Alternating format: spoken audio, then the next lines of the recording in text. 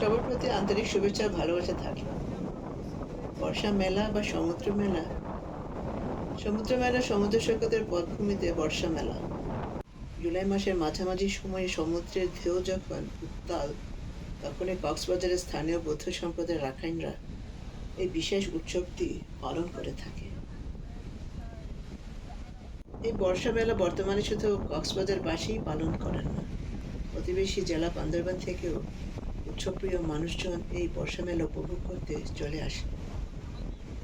আমরা একত্রিত হয়েছিলাম সৈকতের পটভূমিতে বর্ষা মেলা উদযাপন করতে।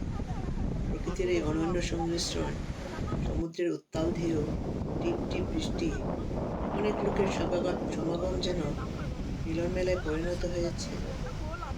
এই মেলা শুধু একটি উৎসব নয়, আমাদের সংস্কৃতি, ঐতিহ্য এবং সম্প্রদায় বন্ধনকে মজবুত করেছে।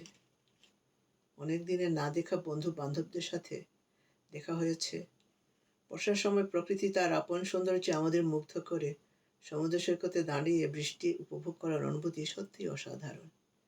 প্রকৃতির এই সুন্দর রূপের সাথে আমাদের সম্পর্কগুলো আরো মজবুত করেছে।